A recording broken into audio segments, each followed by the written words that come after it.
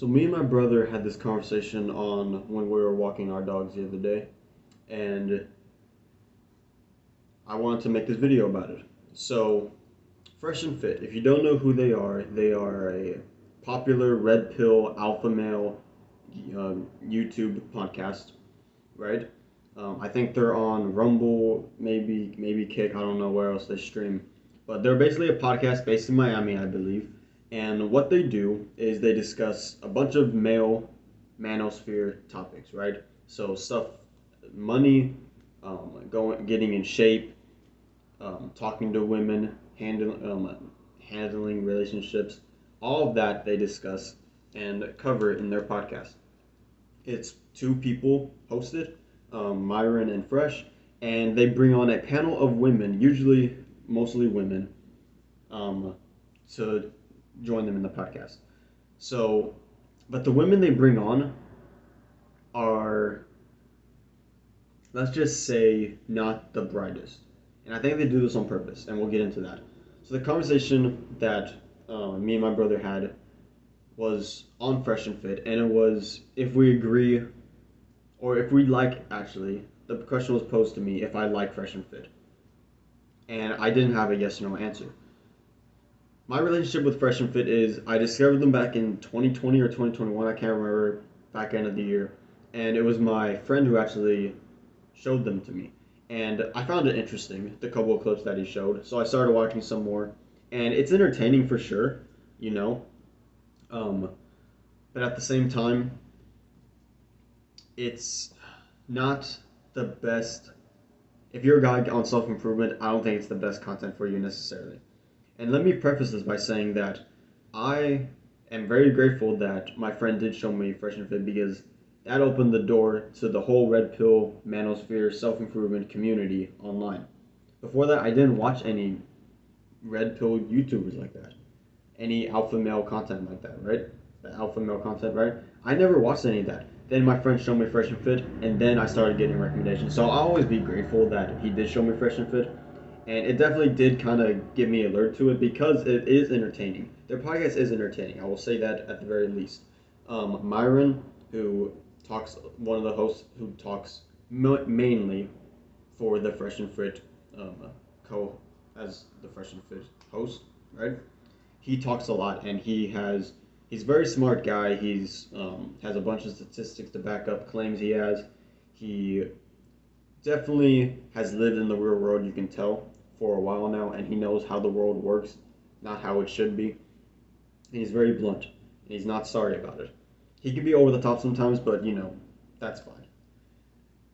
The problem is, it's not with Myron. It's not necessarily with Fresh.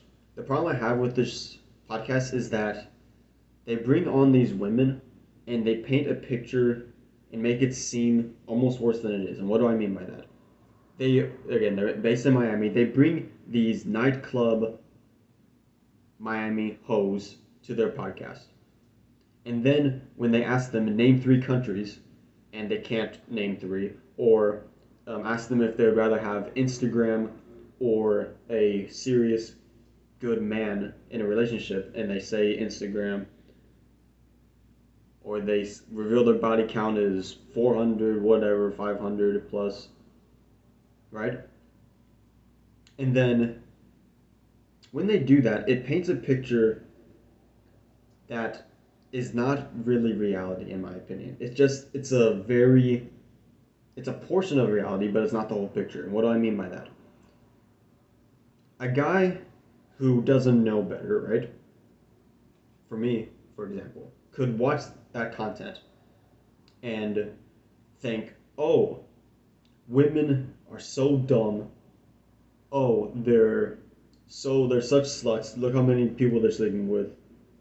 They don't even want a relationship. They'd rather have Instagram. They revealed that they get asked to be flown out by billionaires from all over the world, from Dubai to LA. Why would I have a chance? And why should I even bother trying to get a woman like this? Right? Someone who doesn't know any better could make that assumption and can come to that conclusion based off their podcast, in my opinion. That's what I feel like. I feel like the women they bring on are not your typical average women. Maybe in Miami, okay, possibly. I wouldn't even say that. I would say it's a subgenre of the women that live in Miami. And I say this from living in a smaller city, um, a smaller rural city, not too rural, but pretty rural. And so I don't see that. When I watch Fresh and Fit and I see these women who can't name three countries and who have body counts of over 50 and are just not good women, and then I go into the real world, I step actually outside and talk to actual women. Most of the women in my city, I feel like, can name three countries, do not have a body count over 50 for sure, and would want a relationship. Maybe they're not um, as committed or knowledgeable of how to get a man like that in a serious relationship, but they do want it. And so my problem with Fresh and Fit is that they make it seem like it's worse than it is, in my opinion. They tell you, oh, you need to sleep with over 50 women, you need to make six figures, you need a six pack before you can approach and get a woman, or not even approach, sorry, I misquoted. I believe they say that when it means to get married, the qualifications to get married. But at the end of the day, they make it seem way worse than it is. Especially, again, if you don't live in a big city like Miami, LA, New York. If you do, okay, fair enough. And please let me know down below. If you live in a big city like Miami, are the women in these podcasts, is that a good representation of the women, just an average woman in a big city? Because again, in my personal experience, it is not, but I don't live in a big city. Please let me know down in the comments. And maybe I'll change my opinion on that. But I still feel like, even with the girls they bring onto the panel, it's not, if you go take all the women in Miami, they're not all like that. These are the hoes of the women in the world. Like the worst of the worst almost. I know that kind of sounds bad, but it's true. So if you do watch Fresh and Fit, or if you haven't heard of them, if you think about watching them, just know that every girl is not like that. Most girls, a lot of girls can name three countries. They're not completely dumb. They haven't slept with that many people. Like, not astronomical, right? And just a lot of times it's not as bleak as it seems. Or as Fresh and Fit make it out to be. That's just my opinion. Again, let me know if you disagree or agree. I would love to know whether it's hate, whether it's love, it's agreement, whether it's disagreement. I would love to know what you think down in the comments about Fresh and Fit. And again, before I end the video, I will say just thanks to Fresh and Fit. Again, they did get me started on my male self-improvement, manosphere ideology. They brought me into it, and maybe that is their whole thing. Maybe it is to get these dumb women, these dumb whores, who get on the panel and they start shouting or they can't name that many countries and they get the good clips. And because of that, Fresh and Fit becomes more famous, getting more guys into the manosphere, and maybe that's their job. Who knows?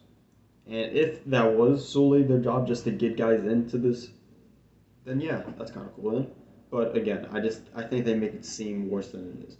But huge thanks to them. They did start me on my self-improvement manosphere journey, I guess technically. So again, let me know down in the comments if you have any thoughts, disagreements, agreements. I'll see you on the next video. Peace.